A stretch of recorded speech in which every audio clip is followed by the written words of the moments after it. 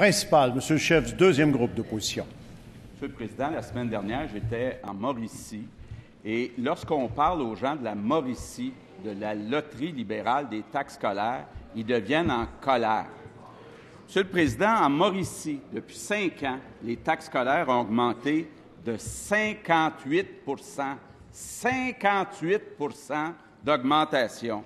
Or, dans le budget, il y a 2 semaines, tout ce qu'on a à offrir aux gens de la Mauricie, c'est une exemption pour le premier 25 000 d'évaluation. Ça veut dire que concrètement, les gens de la Mauricie vont continuer de payer 31 cents du 100 d'évaluation, alors que juste à côté, dans Portneuf, c'est 13 cents. Le premier ministre veut parler des vraies affaires. Parlons des vraies affaires. Concrètement, un citoyen de Deschambault, pour une maison de taille moyenne, paye 300 $ à 20 minutes de là. Les gens de Sainte-Anne-de-la-Pérade payent 700 $. Est-ce que le premier ministre trouve ça équitable? Monsieur le premier ministre. Monsieur le Président, je veux quand même rappeler à la population, incluant celle de la Mauricie, qu'on entend quelqu'un qui vote contre les baisses de taxes scolaires pour toutes les régions, y compris la Mauricie. C'est quand même assez créatif comme position. Maintenant, je vais répéter ce que je lui ai dit à plusieurs reprises. Ce qu'on fait, on le fait à visage ouvert et de façon très ouverte. C'est de gommer les inégalités dans une même région. Ça coûte, écoutez bien le chiffre, ça coûte 672 millions de dollars au Trésor public. Et je vais dire très franchement qu'il n'y a pas un seul de ces dollars qui va améliorer la réussite de nos enfants. Maintenant, ce qu'il propose, lui, c'est de gommer les inégalités à travers toutes les régions pour tout le Québec. Ça, c'est un autre 700 millions de dollars dont pas un seul dollar ne va aller à la réussite de nos enfants. Moi, j'aime pas mal mieux garder le 700 millions donné dans les écoles avec les enseignants, les professionnels pour aider nos enfants à réussir. Mais il n'a toujours pas dit comment il allait financer le 700 millions de dollars. Est-ce qu'il va augmenter les impôts? Est-ce qu'il va essayer de piger quand même dans le fonds de génération? J'ai hâte qu'il me le dise. J'aimerais qu'il me le dise, puis on va voir qu'est-ce qu'il répond et comment on va, comme d'habitude, tout déboulonner ça.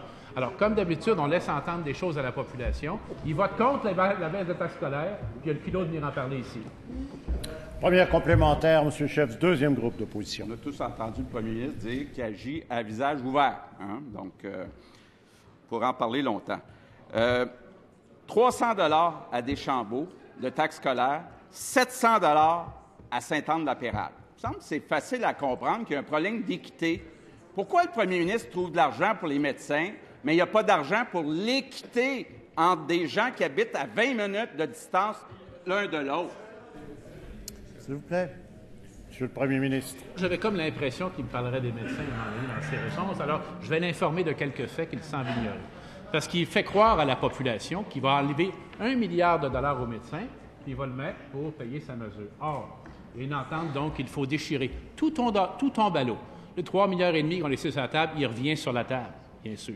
Les nouveaux services qu'ils financent, ils reviennent sur la table. Le 0 5 années de suite, ça revient sur la table, plus qu'il y a la menace de l'Ontario de l'arbitrage obligatoire. Et c'est lui qui nous a liés à l'Ontario il y a plusieurs années en signant une lettre qui malheureusement n'aurait pas dû être signée, Monsieur le Président.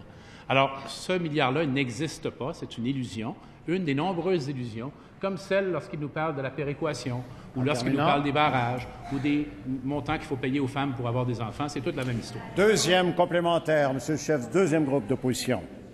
Monsieur le Président, je parle au premier ministre d'équité. Équité.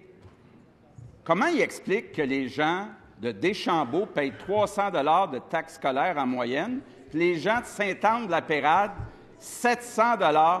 Qu'est-ce qu'il y a contre la Mauricie? S'il vous plaît. Monsieur le premier ministre.